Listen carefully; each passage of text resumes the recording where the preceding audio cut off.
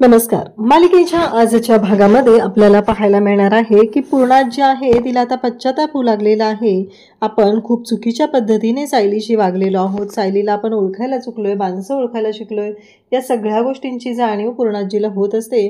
पूर्णाजी सायलीची माफी मागते, म्हणते कल्पनाच एकटी चुकलेली नाही तर मी सुद्धा चुकलेली आहे. मलाही माणसं ओळखायला नाही जमलेलं, माझ्याकडून ही चूक झालेली आहे असं पूर्णाजी म्हणते. आणि सायलीला म्हणते की हे घर आम्ही पूर्ण उधळून टाकायला निघालेलो होतो, पण तुझ्यामुळं हे घर सावरलं गेलेलं आहे.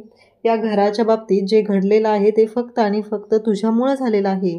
तूच या घराला सांभाळू शकते असं म्हणत पूर्णाजीने घराच्या ज्या चाव्या आहेत, जबाबदारी आहे ती सायलीच्या हातात दिलेली आहे. आणि सायलीला सांगितलेलं आहे की हे घर फक्त आणि फक्त तूच सांभाळू शकते असा एवढा विश्वास पूर्णाजीने सायलीवर दाखवलेला असतो. त्याच वेळी इकडे पूर्णाजी जेव्हा हे सगळं बोलत असते तेव्हा मात्र अर्जुन त्याचबरोबर घरातील सर्वजण तिथे असतात.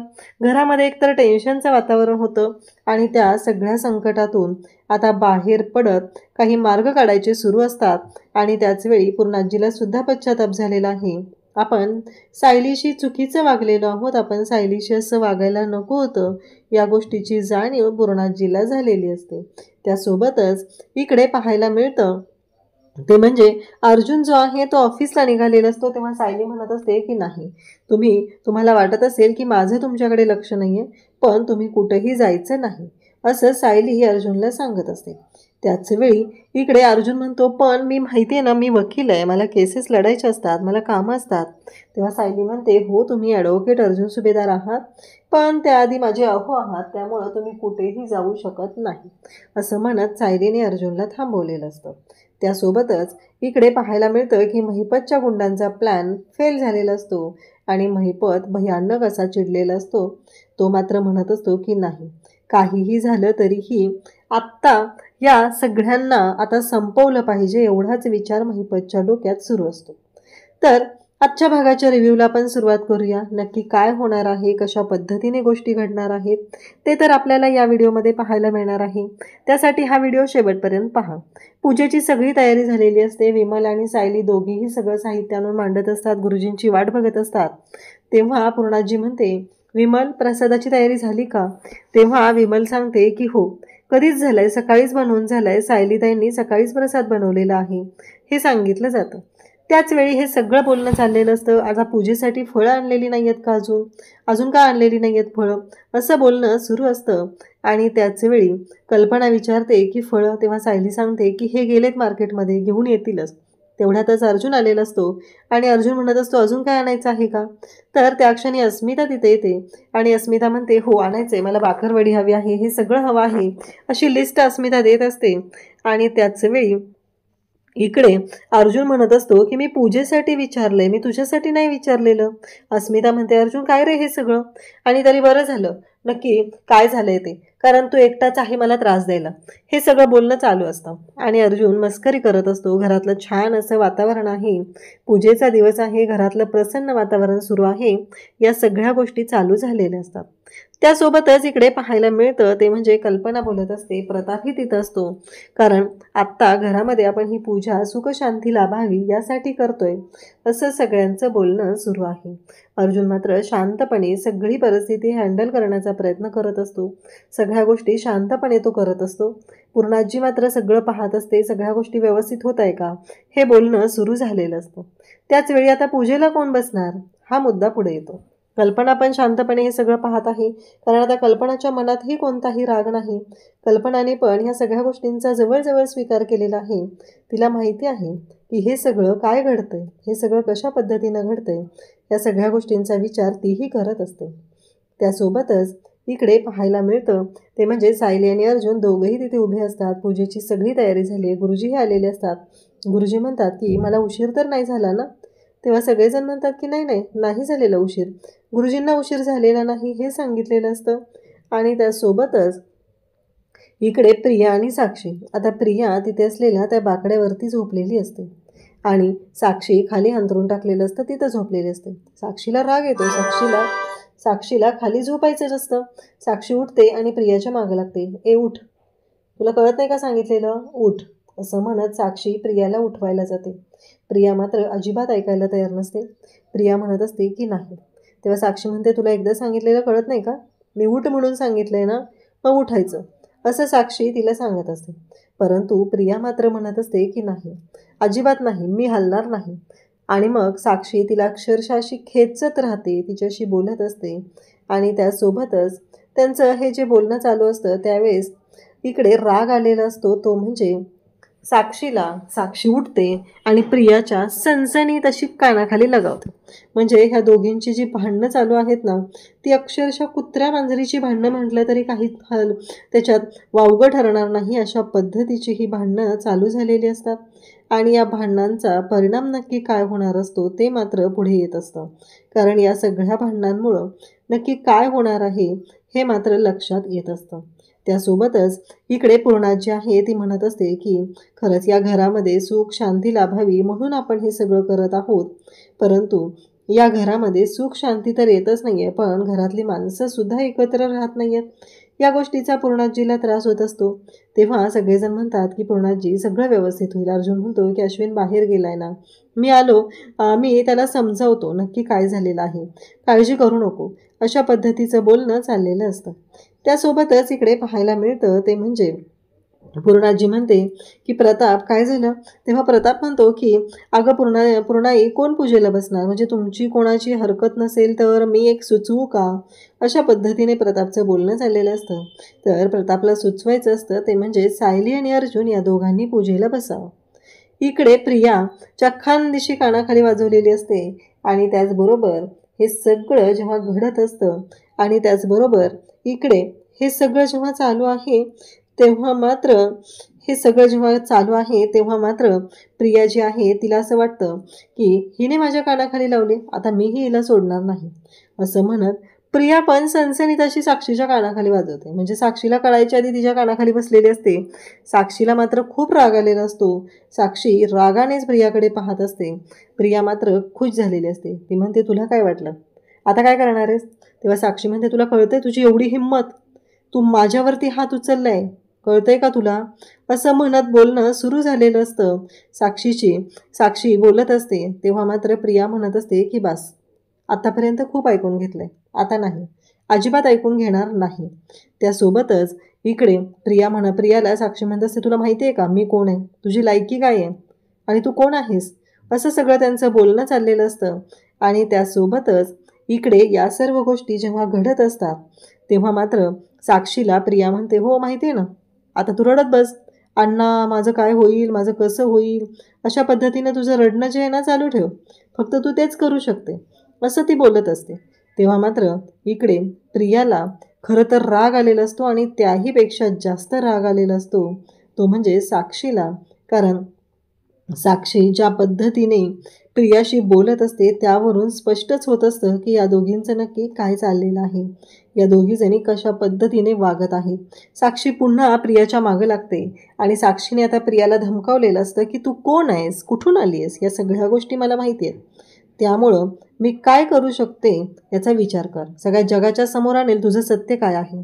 तेव्हा प्रिया म्हणते, विसरलीस का तू आणि तुझ्या बापाने जी कारस्थानं करून ठेवलेत, तो व्हिडिओ त्यात मी सगळं रेकॉर्ड करून ठेवलेलं आहे, त्या व्हिडिओमध्ये सगळं आहे, तो एकदा का व्हिडिओ बाहेर आला की मग काय होईल याचा विचार कर.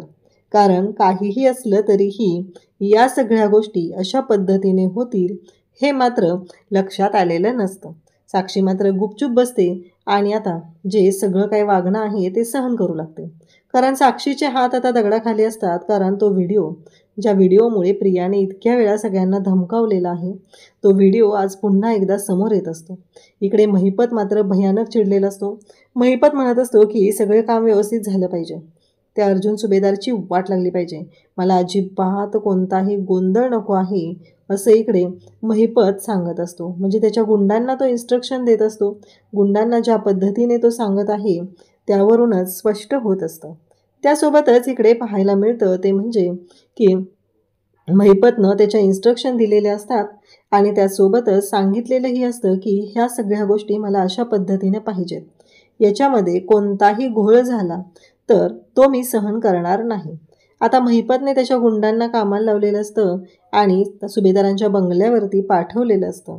सुभेदारांच्या बंगल्यावरती जाऊन तिथे आता जणू काही दगडफेक करायची आहे. आणखी काय राडा घालायचा आहे, तो अर्जुन सुभेदार आहे, त्याला कळलं पाहिजे आपण कोण आहोत, काय आहोत, या सगळ्या गोष्टी आता महिपतने सांगितलेल्या असतात.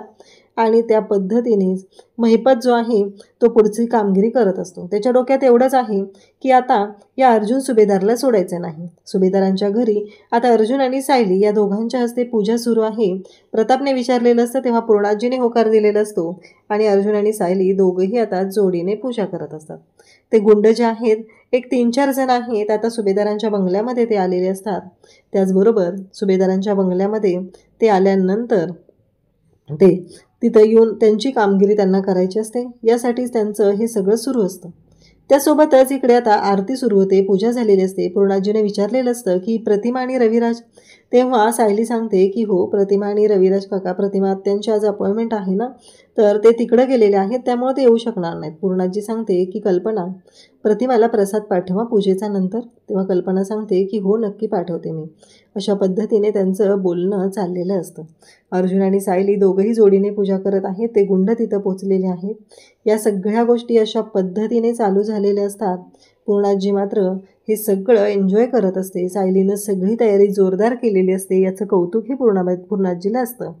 आरती सुरू होते, पूजा जवळजवळ संपन्न झालेली असते. सगळेजण आरती म्हणत असतात आणि अगदी या देवाच्या भक्तीमध्ये विलीन झालेले असतात, मंत्रमुग्ध होत असतात.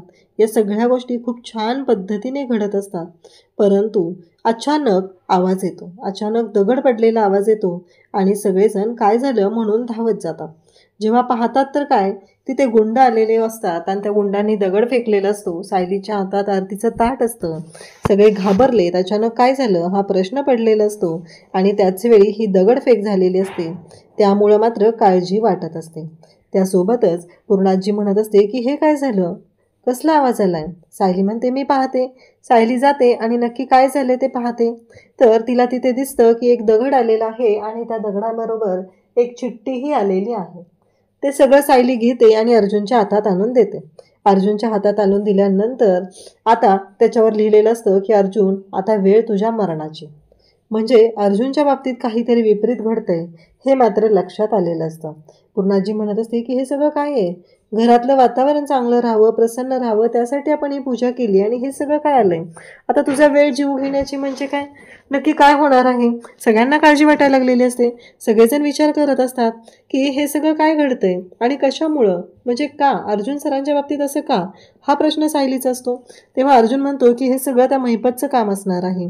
कारण साक्षी जेलमध्ये गेली आहे ना, त्यामुळे महिपत तो पिसाळलेला आहे. त्यामुळे हे सगळं काम त्यानेच केलेलं असणार आहे. या सगळ्याला जबाबदार तोच असणार आहे असं अर्जुन सांगू लागतो. त्याचवेळी इकडे अर्जुन आणि सायली आता दोघंही टेन्शनमध्ये असतात. तेव्हा अर्जुन म्हणतो की मी पाहतो बाहेर जाऊन. त्याचबरोबर सगळेजण म्हणतात की नाही, अजिबात नाही जायचं बाहेर. त्याचबरोबर हे सगळं जेव्हा घडत असतं तेव्हा मात्र इथे सायली, अर्जुन, त्याचबरोबर घरातले सगळेजण टेन्शनमध्ये असतात. आणि त्याचवेळी इकडे सायली म्हणत असते की अहो पण नक्की काय म्हणायचं आहे तुम्हाला. आणि त्याचबरोबर हे सगळं जेव्हा घडत आहे तेव्हा पूर्णाजी, घरातले सगळेजण काळजी करू लागलेले आहेत. आणि त्याचवेळी अर्जुन म्हणतो की मी इन्स्पेक्टर सावंतांना कॉल करतो, काळजी करायची काही गरज नाही आहे, ते येतील आणि सगळ्या फॉर्मॅलिटीज पूर्ण होतील. आणि मग अर्जुन इन्स्पेक्टर सावंतांना कॉल करतो. आणि त्याचबरोबर हे सगळं जेव्हा घडत असतं तेव्हा मात्र सायलीलाही काळजी वाटत आहे. तेव्हा अर्जुन म्हणतो की अजिबात काळजी करायची गरज नाही. तेव्हा अर्जुन एकटा बाहेर जाणार असतो. सायली म्हणते मीही येते तुमच्याबरोबर. तेव्हा प्रताप आणि अर्जुन मग दोघे बाहेर जातात आणि पाहू लागतात. अर्जुन म्हणतो म्हणजे त्यांनी दगड फेकलेला आहे आणि ते निघून गेलेले आहे. तेवढ्यातच इन्स्पेक्टर सावंत आलेले असतात. इन्स्पेक्टर सावंत म्हणतात नक्की काय झालं अर्जुन सर, मला कळेल का. तेव्हा अर्जुन सांगू लागतो की हे बघा, आमच्या घरामध्ये पूजा होती, आम्ही पूजा करत होतो आणि अचानक दगडफेक झाली. मग पाहिलं तर काय, त्या दगडाबरोबर एक चिठ्ठी आलेली होती आणि त्या चिठ्ठीमध्ये धमकी आलेली आहे. मला 100% शुअर खात्री आहे की हे सगळं काम त्या महिपतचं असणार आहे आणि हे सगळं तो महिपत करत असणार आहे असं अर्जुन सांगतो. सगळे डिटेल्स दिलेले असतात. अर्जुन आणि प्रताप दोघंही घरात येतात. तेव्हा सायली म्हणत असते की काय झालं अर्जुन सर. तेव्हा अर्जुन सांगतो की काही काळजी करायची गरज नाही आहे, मी सगळं सांगितलेलं आहे. पूर्णाजी म्हणते की आता घरामध्ये एवढी छान पूजा करायची होती, एवढ्या सगळ्या गोष्टी करायच्या होत्या आणि हे सगळं काय आहे? गुरुजी म्हणतात की काळजी करू नका, सगळं मंगलमय होणार आहे, कोणत्याही गोष्टीची काळजी करायची अजिबात गरज नाही, अशा पद्धतीने गुरुजींनी सांगितलेलं असतं आणि पूर्णाजीच्या मनातली भीती घालवलेली असते. त्यासोबतच आता पूर्णाजी विचार करत असते की या घराच्या सुखासाठी, या घरासाठी आपण एवढं सगळं करतोय, परंतु ह्या गोष्टी अशा पद्धतीने का घडत आहेत, हा विचार सुरू झालेला असतो. त्यासोबतच आता सगळेजण तिथे असतात. पूर्णाजी कल्पनाला म्हणते की कल्पना प्रसाद दे सगळ्यांना. तेव्हा कल्पना म्हणते की विमल देईल, चालेल ना? तेव्हा विमल आता सगळ्यांना प्रसाद देऊ लागते. विमल सायलीलाही प्रसाद द्यायला येते. तेव्हा पूर्णाजी म्हणत असते की हे सगळं काय आहे? आपलं कुटुंब एकत्र राहावं, आपल्या कुटुंबाने कुटुंबाच्या आनंदासाठी, सुखासाठी हे सगळं करण्याचा विचार आपण केला आणि आपल्याच घरावरती काय संकट येते, असं पूर्णाजीचं बोलणं सुरू असतं. तेव्हा मात्र सायली तिथे पाहत असते. तेव्हा सायली म्हणते की अहो पूर्णाजी असं काय विचार करताय, कारण आता काळजी करायची गरजच नाही आहे, सगळं व्यवस्थित होणार आहे. आणि मग सायली बोलत असते आणि कसं आहे माहिती आहे का, आपल्या अस्मिताताई आहेत ना, आपण जर निगेटिव्ह बोललं तर बाळ पण निगेटिव्हच ऐकणार ना. मग पोटातल्या बाळाने जर छान असं आनंदी हसरं राहायला पाहिजे असेल तर आपण छान पॉझिटिव्ह वातावरण घरातलं ठेवलं पाहिजे, असं बोलणं सुरू असतं. आणि आपण त्या प्रियासाठी एवढा त्रास करून घेतोय, खरं तर तिचीच चूक आहे ना या सगळ्यामध्ये, कारण तिने जर असं वागली नसती तर. आणि ॲक्च्युली प्रियाचा जो मूळ स्वभाव आहे ना, तो आम्हाला आधीपासून माहिती होता, ती कशी आहे काय आहे. आम्हाला काळजी तर नेहमी या गोष्टीची वाटायची, जेव्हा सत्य तुमच्या सर्वांच्या समोर येईल तेव्हा ते कसं फेस होईल, कारण वाटतं तेवढी सोपी गोष्ट नव्हती ती, असं सगळं पूर्णाजीला सायली बोलत असते. आणि त्यासोबतच इकडे पाहायला मिळतं ते म्हणजे सायली आणि त्याचबरोबर घरातल्या सगळ्यांना इथे सायली समजून सांगत आहे. त्यावेळेस अस्मितासुद्धा म्हणते. आणि त्याचबरोबर इकडे पाहायला मिळतं ते म्हणजे की या सगळ्या गोष्टी जेव्हा घडत असतात तेव्हा मात्र प्रियाच्या बाबतीत काय काय घडलेलं होतं ते आठवा जरा, असं तिचं बोलणं चाललेलं आहे. आणि त्यासोबतच या सगळ्या गोष्टी चालू झालेल्या असतात. तेव्हा प्रताप म्हणत असतो की बरोबर आहे, कारण सायली म्हणते त्या गोष्टीमध्ये तथ्य आहे. आठवतंय का, कारण आपण तिच्या बाबतीत काय विचार करायचो. पूर्णाजीला सुद्धा आठवत असतं की प्रियाने नक्की कोणती कोणती कारस्थानं केलेली होती, कशा पद्धतीने प्रिया वागलेली आहे, या सगळ्या गोष्टी आठवत असतात. कारण प्रियाने या घरामध्ये मधुभाऊंच्या बाबतीत सुद्धा, मधुभाऊ या आश्रमात का राहतील, म्हणजे त्या बाकीचे सगळे राहत आहेत ना, मग मधुभाऊंनी घरात का राहायचं, मधुभाऊंमुळे आपल्या घरावर संकट येतंय ना, मग मधुभाऊ पण राहतील ना आश्रमात जाऊन.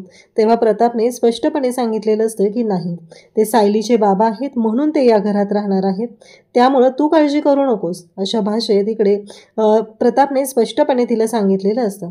पूर्णाजीला सुद्धा आठवत असतं की प्रिया कशा पद्धतीने वागत होती. तेव्हा पूर्णाजी म्हणत असते की ती प्रतिमाची लेक म्हणून आपण तिच्या बाबतीत काही विचार करून ठेवलेले होते आणि त्याच गोष्टी आपल्याला भोवलेल्या आहेत, आपल्या अपेक्षा होत्या आणि त्या अपेक्षा भंग झालेल्या आहेत म्हणून त्रास होतोय, असं पूर्णाजीचं म्हणणं असतं. आणि पूर्णाजी समजावत असते. त्याचबरोबर अस्मिता आहे तीही विचार करत असते. आणि त्याचवेळी इकडे अर्जुन म्हणत असतो की नाही तर अस्मिताताईचं बाळ रडकं झालं तर काय करायचं, अशा सगळ्या गोष्टींचं बोलणं त्यांचं चाललेलं असतं. आणि त्यासोबतच इकडे पाहायला मिळतं ते म्हणजे की सायली आहे ती बोलत असते, सगळ्यांना म्हणत असते की तुम्ही आठवून बघा ना, कारण या सगळ्या गोष्टी जेव्हा घडत होत्या त्या कशा पद्धतीनं झाल्या होत्या, कारण प्रियाच्या बाबतीत कसं घडलेलं आहे, प्रियाने काहीही कारण नसताना घरामध्ये भांडण लावलेलं होतं. तो प्रसंग इकडे पूर्णाजीला आठवतो, कारण आम्हाला या घरामध्ये जागाच नाही आहे, आमच्याच बाबतीत हे सगळं होतंय, अशा पद्धतीने तिनं बोललेली होती. आणि सगळ्यांना सांगितलेलं आम्हाला प्रॉपर्टीमध्ये हाकलून द्यायचं आहे, त्यासाठी हे सगळं चालू आहे. तेव्हा पूर्णाजीला ते आठवतं. तेव्हा सायली म्हणते की बस आता ह्या कटू आठवणी नको आहेत आपल्याला, आपण सगळेजण आनंदात राहूया, आपलं बाळ येणार आहे, आपल्या बाळाचं स्वागत करायचं आहे, या सगळ्या गोष्टींचा आपण आनंदात इथे राहायचं आहे. तेव्हा इकडे अर्जुन म्हणत असतो की ताईचं बाळ अस्मिताताईसारखंच असणार ना, म्हणजे खादाड अगदी कसंही आणि कुठल्याही गोष्टींच्या बाबतीत तो बोलत असतो. तेव्हा ती म्हणते की बरं झालं अश्विन नाही आता, नाहीतर दोघांनी मिळून माझी खेचतच राहिली असते, अशा पद्धतीने बोलणं सुरू असतं. त्याचवेळी इकडे प्रियाच्या बाबतीत आता बोलत असते ती म्हणजे कल्पना म्हणत असते की मला ना कळतच नाही आहे, म्हणजे या सगळ्या गोष्टी अशा पद्धतीने घडत होत्या, परंतु काहीही झालं तरीही आपण प्रियाला ओळखायला चुकलेलो होतो, या गोष्टीची जाणीव मात्र कल्पनालाही झालेली असते आणि ती ते सगळं बोलून दाखवत असते. तेव्हा मात्र इकडे पूर्णाजी त्याचबरोबर सगळेजण तिथं असतात. पूर्णाजी म्हणते की माझंही चुकलेलं आहे, मीही चुकीची आहे, कारण मीही तिच्यावर विश्वास ठेवला, त्या प्रियावर विश्वास ठेवून या सगळ्या गोष्टी केल्या, असं पूर्णाजी बोलत असते. आणि मग ती सायलीच्या जवळ येते आणि सायलीला म्हणू लागते की या घराला सांभाळण्याचा सावरण्याचा प्रयत्न तू केलास, नाहीतर हे घर आमच्यामुळं विस्कटलं असतं. आम्ही त्या मुलीवरती विश्वास ठेवत होतो, कारण ती प्रतिमाची मुलगी आहे, ती चुकू शकत नाही असं आम्हाला वाटायचं, म्हणून आम्ही विश्वास ठेवत होतो. परंतु या सगळ्या गोष्टी सावरण्यामध्ये खरंच तू पुढाकार घेतला आणि ही परिस्थिती हँडल केली, अशा पद्धतीनं बोलत असते. आणि मग कमरेच्या ज्या चाव्या आहेत त्या काढते आणि त्या सायलीच्या हातात देते आणि म्हणू लागते की ही जबाबदारी तू सांभाळू शकतेस.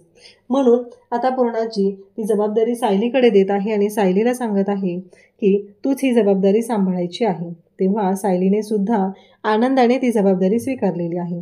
आता इकडे महिपतच्या गुंडांचा जो प्लॅन असतो तो फेल झालेला असतो, त्यामुळं महिपतचे जे गुंड असतात ते मात्र वैतागलेले महिपत त्या गुंडांवरती वैतागलेला असतो. महिपतला असं वाटत असतं की हे सगळं यांच्यामुळं झालं आहे. त्या अर्जुन सुभेदारच्या बाबतीत एवढा तगडा प्लॅन केला होता पण तो फेल झाला, याचा राग महिपतला येत असतो. आणि महिपत म्हणत असतो की नाही, कितीही तुम्हाला सांगितलं तरी तुम्ही अशाच चुका पुन्हा पुन्हा करत आहात. म्हणून महिपत पिसाळलेला असतो आणि त्या गुंडांना मारत असतो.